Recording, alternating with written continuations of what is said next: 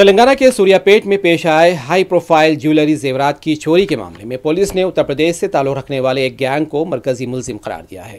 واردات کی تحقیقات کے لیے 5 خصوصی ٹیمیں تشکیل دی گئی ہیں، جن میں سے 2 ٹیمیں اتر پردیش روانہ ہو چکی ہیں۔ ابتدائی اطلاعات کے مطابق ملزمین نے نرملا ماتا چرچ کے قریب ایک بوسیدہ مکان میں 2 کمرے کرائے پر حاصل کیے تھے اور دعویٰ کیا تھا کہ وہ فاسٹ فوڈ کاروبار شروع کریں گے۔ مقامی نوجوانوں کی مدد سے انہوں نے کرائے پر مکان حاصل کیا، جن میں سے ایک نوجوان کو پولیس نے پوچھ تاچھ کے بعد مشتبہ افراد کی شناخت میں مدد کے لیے استعمال کیا ہے۔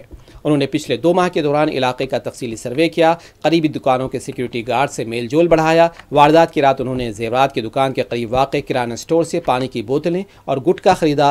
سوریا پیٹ کے پولیس سپرنٹینڈنٹ نے بتایا ہے کہ چوروں نے پرانی دکان کے باتھ روم کی دیوار توڑی اور رسائی حاصل کی دکان کے اندر۔ حالانکہ یہ دکان 6 منزلہ عمارت میں واقع ہے۔ جیولرز نے حال ہی میں اپنا اسٹاک ایک نئی دکان میں منتقل کیا تھا جو آئندہ ہفتے کھلنے والی تھی، لیکن پرانی دکان میں جو کچھ سونا ایک عارضی لاکر میں رکھا گیا تھا جو چوروں کا ہدف بن گیا۔